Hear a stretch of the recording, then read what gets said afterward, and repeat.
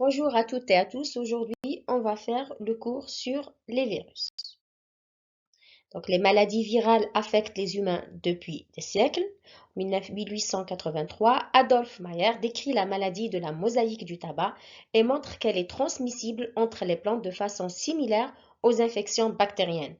1984, le développement des bougies mise au point de filtres bactériens aux bougies de Chamberlain qui permettent d'éliminer la porcelaine bactérienne d'une solution. Il représente le premier pas vers la découverte des virus.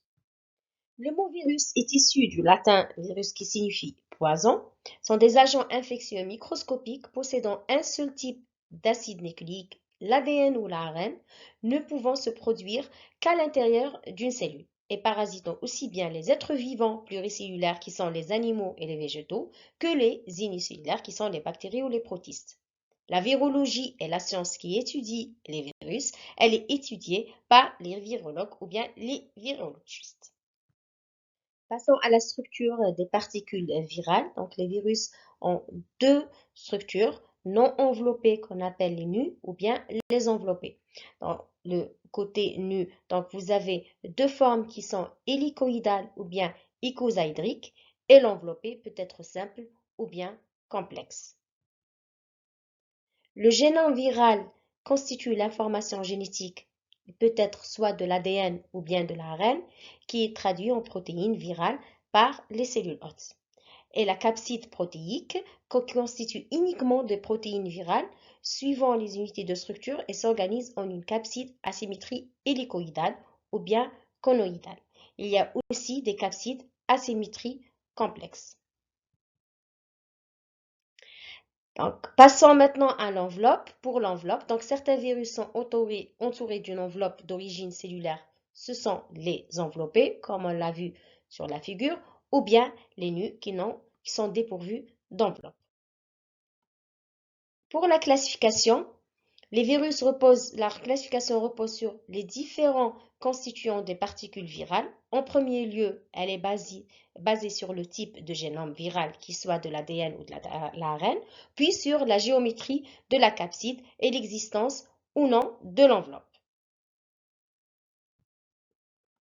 Selon le type de génome, donc selon la classification de Baltimore, on peut avoir un génome ADN double brin ou bien simple brin. Ainsi, on peut avoir de l'ARN, simple brin ou double brin. Pour le sens, on peut avoir le sens positif et le sens négatif. On peut avoir des intermédiaires ADN comme les rétrovirus et aussi les intermédiaires ARN. Les acides nucléiques des virus. Donc, la définition de génome viral sont beaucoup plus variés que ceux des prokaryotes ou des eucaryotes. Ils sont faits soit d'ADN ou d'ARN, simple ou double brin. Les chaînes d'acides nucléiques peuvent être linéaires ou bien circulaires. Le génome viral contenant l'ensemble des informations génétiques nécessaires à la réplication virale. L'information génétique est proportionnelle à la taille du virus et s'exprime en kilobases. Donc, un kilobase va représenter 1000 bases si le génome est monocaténaire ou bien bicaténaire. On va commencer par les virus à l'ADN. L'ADN viral contient toute l'information nécessaire à la production du virion. Il joue un rôle fondamental comme support des caractères héréditaires. Donc, un virus à ADN est un virus qui possède de l'ADN dans son matériel génétique et n'utilise pas l'intermédiaire ARN durant sa réplication. Le génome des virus à ADN varie de 5 à 300 kilopaires de base. Le type de l'ADN viral, donc, il peut être monocaténaire circulaire, exemple de FX174. Son génome contient 11 gènes. Ce bactériophage a un brin simple d'ADN du génome de 5386 nucléotides, codant pour 11 protéines. Parmi ces 11 gènes, seulement 8 sont essentiels à la morphogénèse virale. Donc, ce schéma montre le virus FX174 qui est monocaténaire circulaire. Deuxième exemple, c'est le monocaténaire linéaire. Donc, ces virus, on va prendre comme exemple parvovirus, sont simples brins linéaires avec une taille de génome moyenne de 5000 nucléotides. Le génome a également des séquences palindromiques, à la fois la 3' et 5' des extrémités qui peuvent se replier sur elles-mêmes pour former des structures à épingles à cheveux, comme on voit bien sur l'image. Donc, on a terminé avec l'ADN monocaténaire, circulaire et linéaire. Et maintenant, on va passer à l'ADN bicaténaire. Et on va donner comme exemple l'adénovirus. Donc, l'adénovirus, son ADN est linéaire, non segmenté, double brin, contenant 23 à 46 codons pour des protéines de gènes. Chacun des brins d'ADN des adénovirus comporte à ses extrémités des séquences répétitives inversées qui permettent à la molécule monocaténaire de se circulariser. Le deuxième exemple des virus à ADN bicaténaire qui est un ADN circulaire, on va donner l'exemple des papovavirus.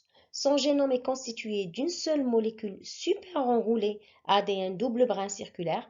Le génome ne code pas la polymérase virale et utilise la polymérase de la cellule hôte durant sa réplication. Maintenant, on va passer au virus ARN.